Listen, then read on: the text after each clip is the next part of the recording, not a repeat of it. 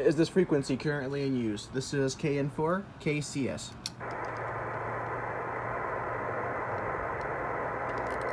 Nothing heard. CQ 20 meters, CQ 20 meters. This is Kilo November 4, Kilo Charlie Sierra. KN4 KCS calling CQ 20 meters, CQ 20 meters from Seattle, Washington, and standing by.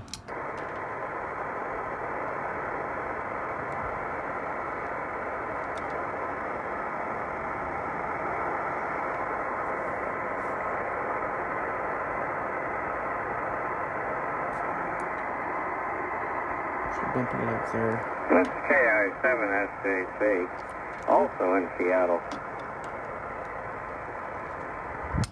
KI7SJC, this is KN4 KCS. You're speaking to Richard, and I'm located here in the Wallingford area. Okay, Wallingford, we'll forgive you for that. We're right at the Seattle Airport, about 3 miles to the west of the Seattle Airport. And the handle here is Gil. And the call sign is Kilo India 7 Sierra Juliet Charlie. Say your call sign again.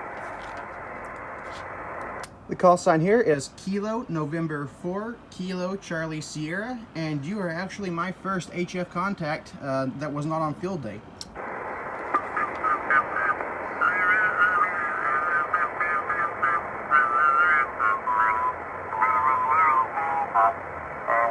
Look at the band, and it's pretty much a flat line. There's almost nothing really usable. The Pacific Emergency Net was working this morning on 292, but we're not really hearing much else. So, what's happening in Wallingford? Any rain last night? Over. Oh yeah, we got hammered with rain last night. I actually got the antenna that I'm using right now yesterday and wanted to take it up and use it, but I couldn't because of the rain. And I live in an apartment building, so I'm actually running a MFJ Hamstick that is stuck to a magnetic mount base on the roof of my apartment complex, and I just bring my entire radio and the antenna up to the roof when I want to use it. And it was raining last night, didn't get to do it last night, so I did it this morning just to try it out before I have to go to work today. And here we are. Okay. Say your handle, your name. My name is Gil, Golf India Lima.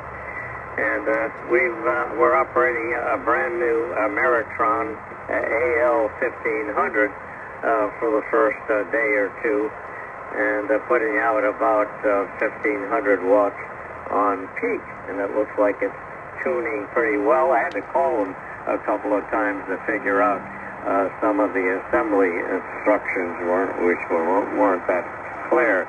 Congratulations on your QRP setup over there in an apartment building. It's always a struggle.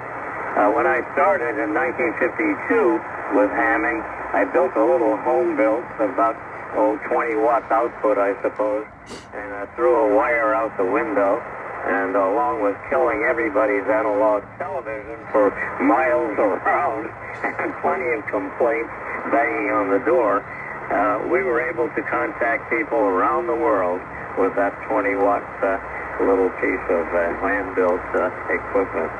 Okay, back to you, KN4 KCS KI7SJC. Over. Oh yeah, that is awesome. This is KN4 KCS, and the handle here is Richard, Romeo India Charlie Hotel Alpha Romeo Delta. That's a mouthful to say over the air. But yeah, that's a pretty interesting little story. I got my license back in 2018. No, it was 2017, February of 2017, because I moved here in 2018. And I got my general back in April. And I've had the radio since April, just haven't had the proper equipment, the antenna to use it. So happy to have it on the air and be able to make contacts now. So I'm really looking forward to coming up here and spending a few hours every day just making contacts and listening to the air. Back to you. Yeah, okay, Richard. It's great fun when you're doing your initial exploration. Of course, as you know, antennas are are the most important thing, and the height of the antenna is next, and then you can put some power into it, and that'll get you through SSB, depending on the compression ratio and the microphone gain. We've cut the compression ratio down for intelligibility purposes. The Icom 7300 I'm using as the exciter here. It seems to work very well with less distortion on low compression values, and the mic gain is way down to 20% as well. We're feeding about 65 watts into the Ameritron, and it is, according to the PALSTAR tuner, we're getting about 1.5 kilowatts into a hex beam, and the hex beam is pointed straight north at this time. So I hope you're receiving a signal of about S9 plus, I would hope about 25 to 40. And we're receiving your signal with a nice S9 clear signal, good modulation. Shouldn't be any trouble at all in making contact depending on your power output. KN4 KCS, this is KI7SJC in Seattle. Well, roger that. And you are coming in at a solid S9 over here. Sounding really, really good.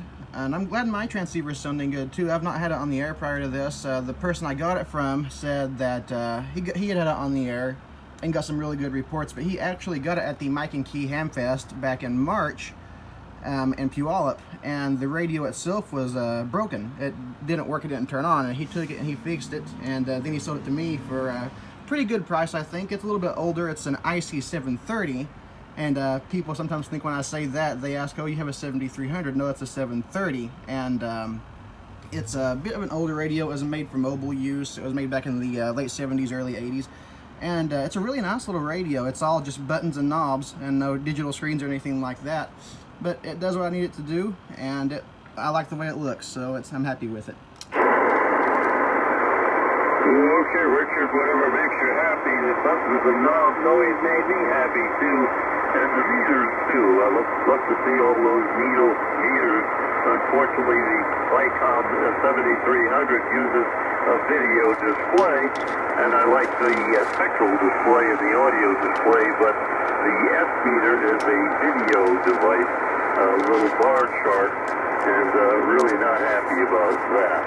But aside from that, everything seems to be working at this location, and I'm sure you're going to be able to do a lot better when you get the antenna up as well as you can. And we're glad to hear you on board from Wallingford. So I wish you 73s, Richard, and have some good DX when the propagation improves. And by football season, we're bound to have some good propagation. So don't give up on 20 meters. KN4 KCS, KI7SJC, 73s, Richard. 73, and thank you for the contact. This is Kilo November 4, Kilo Charlie Sierra, listening, calling QRZ.